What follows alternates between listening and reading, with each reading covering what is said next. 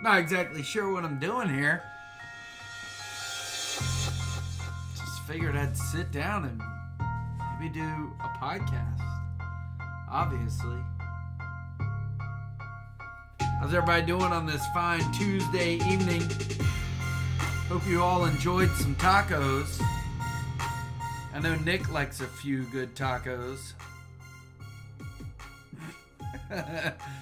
Oh man, it's Tuesday, March 26th.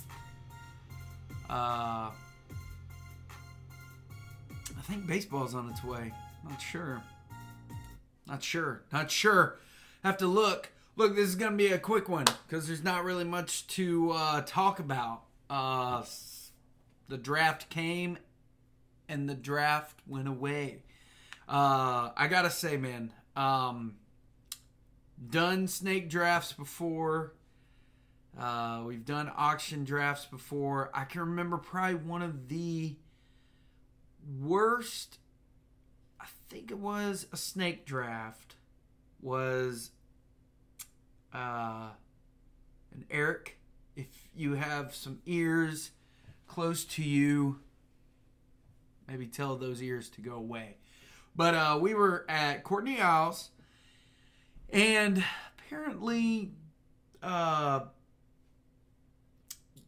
Jacqueline Croft thought it would be a good idea to have a little get-together on draft day, and kids were there. We were by the pool, and apparently I guess she thought it was not something that we took serious. I think the internet went out, or Eric's internet went out. I think Ray and I got into it. I don't remember. Either way, the last snake draft I did, that one sucked balls, and I hated it. And then came the auction draft.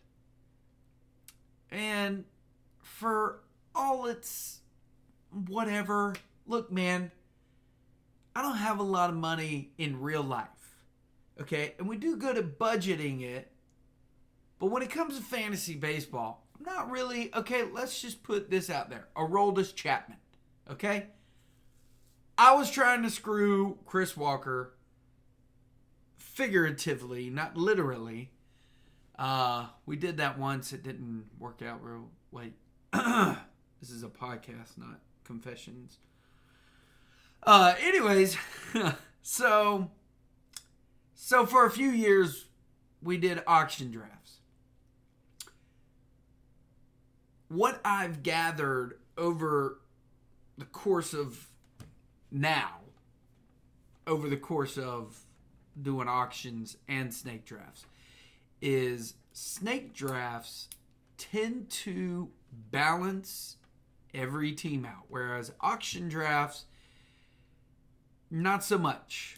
Because one team could walk away with Nolan Arenado, Mike Trout, Paul Goldschmidt, just depending on how much they spend on their team, and Max Scherzer or something, you know.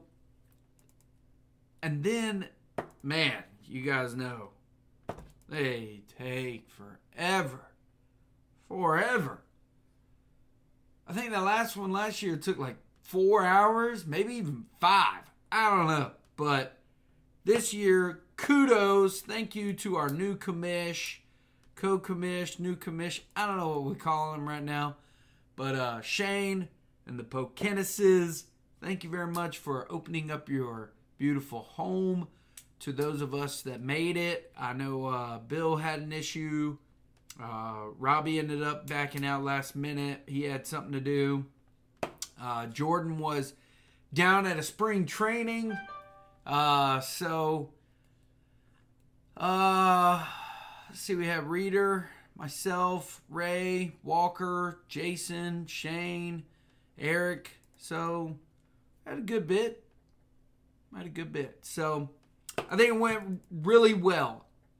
The thing that I think helped out the most was when we did, which we may have known this years prior with the auction draft too, but it really didn't matter in an auction draft what place you were going to be offering up a player to be bid on. It didn't matter, honestly. You could be 12th. Okay, whoop-de-freaking-do. But this one, when we announced Friday night what we were going to be having in the draft order, I started making my plans. At first, I was like, what could I get for the value of second place? And I started doing a little research, started digging around, started finding out, okay, what do some of the experts say about being in the position that I'm in? And so all signs pointed towards stay where you are. So, and it made sense to me once I did, especially around the turns. When you go from round 1 into round 2, that's a long wait. But when you come to the top or the end of round 2 and then go into round 3, that was different. So anyways, the draft came and it went, and I think it went really smoothly. I think everybody had a pretty good idea what they wanted to do, and if that person was off the board, then they made their decision and went the other way. So it started with Mike Trout, ended with Kyle Wright. Kyle Wright, the Braves pitcher that was just recently announced to be a starter in the rotation. They bumped Touki Toussaint down. So from what I understand is that you have until rosters are set on Thursday. Shane, I believe, will comment below again as to what time. I will definitely be watching that. As to what time you want to be putting in your final roster moves, because that's when, not that rosters are going to be locked, but that's when the pitching moves count. And if you remember, and if you don't, I'll recap. Pitching moves, you get 30 all season long, and that's going to be being monitored by Chris Walker, the co-commish, with his algorithm. And the batters, free range, just pick them as they come along. Now, I will caution you, for those that maybe haven't thought about this right now, is this does count for injuries. If you lose a pitcher, let's just say, for instance, you get a pitcher and he gets a little boo-boo, a blister, and he's out for a couple of weeks. And you put him in the DL on your team. And then you go and you pick up another guy just for a couple of weeks. Okay, that's a move. Or if a pitcher gets injured and you drop him and you pick him up, and then you pick your pitcher back up, that's 2 moves. If you dropped him completely back onto the waiver wire and then you pick him back up. So that's where the strategy of placing the right players. Is it better to keep a batter on a DL versus opening up a DL spot to place a pitcher there if he gets injured? So that's where it's going to get tricky. It's a very long season, and I'm looking at you, Casey Dobson, right now. It is a very long season. Do not go through 30 pitchers in 30 days. You will not win. You will not make the playoffs unless you plan on just trading everybody that's of value on your batter side away. You're not going to make it. It's a good message for me to receive later on. So, I looked at the lineups and I thought it was pretty crazy, man. Just looking at some of the players that are still out there available for pickup. Not too many big names, man. It's kind of crazy that, there's some people out there that just, are kind of lingering out there. It's lingering. Those of you that watch Pineapple Express or have ever seen it. But Corey Dickerson of Pittsburgh, he's hanging out there. He's, let's see, gone are the days where people are fighting over Evan Longoria. Man, that's so sad. This guy, Miguel Sano, big power guy, but can't stay healthy. Matt Kemp's out there. Manuel Margot. Ooh, excuse me. Brett Gardner is out there. Ian Happ, I see, is out there. So, again, not a lot of big names. There have been some moves that have been made. Transactions, trades have already gone down. You guys have seen they were pretty big from the get-go. I was not expecting to have an offer for the number 1 pick in the draft when I was number 2 in the draft. But it came, and I think immediately when I made it, I was kind of like, dang it, who's my ace? Nobody knows what this Jack Flattery's going to do. And Nick Pivetta, okay. Julio Teheran's crap. Maybe. I don't know. Hopefully, everybody I keep listening to just always says, Julio Teheran's going to have a good turnaround year. And every time he's good and he's not good. He's good and he's not good. I don't know. I'm hoping for the best. Corey Knebel got dropped and Alex Reyes got dropped. And then Alex Reyes got picked right back up. Moving on. And then we had another trade go down between myself and Sean, the newcomer. And then we had a big trade today. Big trade. Aaron Judge, Anibal Sanchez, and Matt Carpenter went to Bill, and Bill gave Alex Bregman and Ronald Acuna Jr. Whoa. Big trade. Big time trade. So again, trades are happening. Trades are out there. So see what you want to do. Did you guys know Troy Tulowitzki's out there too? I wonder if Ray knows that. Starlin Castro's out there. I wonder if Chris knows that. That's his baby, right? So with this, for those of you that are new, talking to Jordan, talking to Nicole, and that's it. And Sean, sorry. This is daily fantasy baseball. Daily. This stuff changes daily. You may think that you have a certain player playing first base, and then before rosters come out, he's not playing. He's got a green check mark beside him, and you're like, all is well. I don't need to worry. And you don't check your roster, and then you come back and find out, well, that manager decided, you know what? Take the day off. Go ahead and make a couple $100,000 on us. And guess what? You're stuck without a first baseman. So, there are a few little helpful hints I would encourage you to do. It's real simple. Take your little phone. I know, it may sound whatever, but let's be responsible about this. We want to be competitive. We want you to be competitive. We want us to have competition in this. That's why we are playing this game. It's just a game. There's no money on the line. There is, however, the Franklin again. Ever popular Franklin. All right. Anyways, so I would encourage you, take your phone, set a reminder for maybe around 12:30. Most baseball games start kicking off around 1 o'clock. You can know this because it'll have the scheduled time on your roster. On your daily roster with every single player. So whatever the earliest time you have on a player, which probably will be 1 o'clock, maybe set an alarm on your phone at 12:30, 12:45-ish to check your final roster for the day. That's how I do it.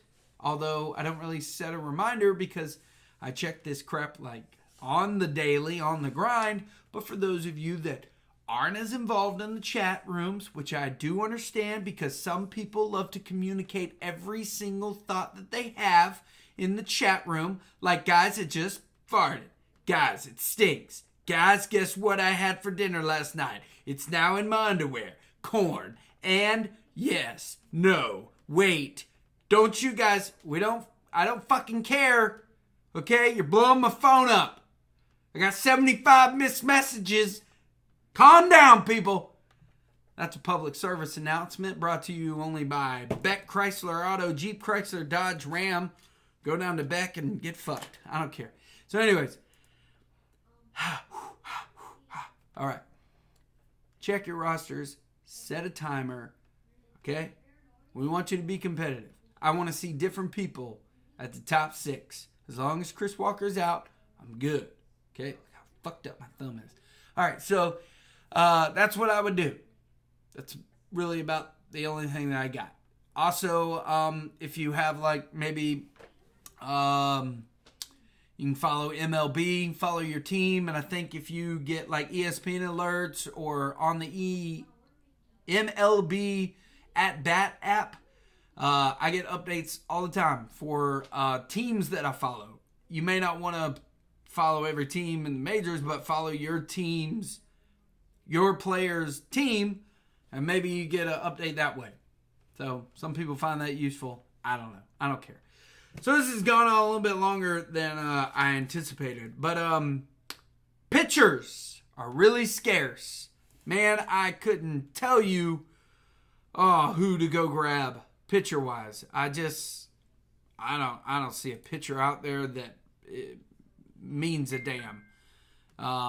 This is probably one of the most pitcher depleted seasons I can really ever remember that come to mind. I mean, there's nobody out there. Now, what I can say is you start getting a better perspective on pitchers a couple of weeks in, but we're fitting to be playing games. This week is, I think, 4 days extra. So normal weeks of competition are only 1 week, Sunday to Sunday, or no, Monday to Sunday. And, but this one obviously will start on Thursday and end not this Sunday, but the following Sunday. So pitching stats are really crucial because you may only have a pitcher that's pitching one time in a, 11-day period because of the way that their rotation and doing spot starts with other pitchers. So this is where my philosophy of streaming is really shot to hell. So it's going to be big. It's going to be crucial. Every week counts, man. Walker's always like, oh, it's the first week. Don't worry about it. No, every freaking week counts. Every day counts. I don't want to hear that shit. There's some games that come down to a fucking strike. Out. Don't play with me. This shit is for real. So, yeah, pitchers are scarce. That's really all I got, man. That's all I got on here. I hope you guys have fun. I hope you had a good draft the other day. Make trades, man. Trades are fun. That's what keeps the league fun and interesting. I'm not saying you have to, but I'm saying that it may be the difference in your team. And it may be the difference in your interest. Okay? So, I don't know. I got people out there. If y'all want to trade, hit me up. Hope you guys have a great Tuesday night. And, yeah. That's really all I got. It's obviously a podcast. Yeah. So, set a reminder. Thursday. It's coming up. Be prepared, people. All right. Have a good night.